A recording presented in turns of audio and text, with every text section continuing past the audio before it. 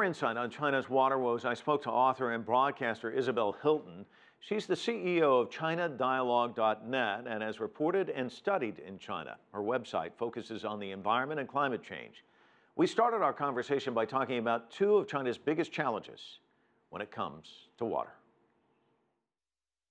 China has the water problem it starts with, which is that it has 7% of the world's fresh water supplies and 20% of the world's population. So it starts off water scarce. People often don't think of China as water scarce, but there are parts of China that have half the UN absolute water scarcity target. You know, this is a water scarce country, and it's exacerbated by the fact that most of the water is south of the Yangtze. It's in the south. That's the water-rich region, and a lot of the population, a lot of the GDP, a lot of the agriculture is in the north. So Beijing is one of the world's most water-scarce capitals.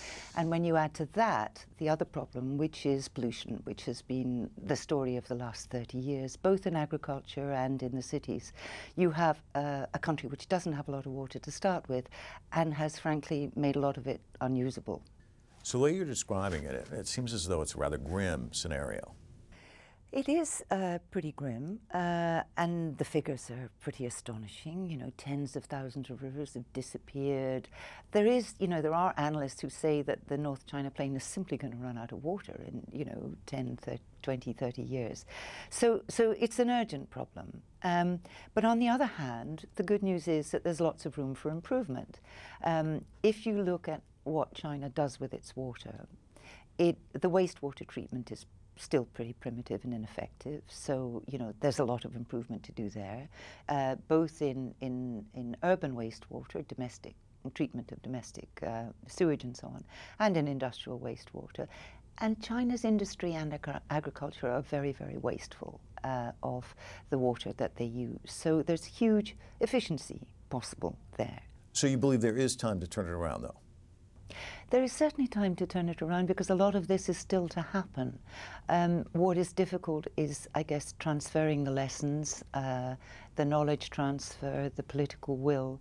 Sometimes it's difficult to persuade politicians anywhere, in any system, that, you spend a little more up front, you get a benefit further down the line. That's not easy in any country, but it's absolutely critical at this point because we have, an expanding population globally. We have finite resources. People get richer, they want to eat more meat, for instance, that takes more water. They want modern housing with modern bathrooms, that takes more water.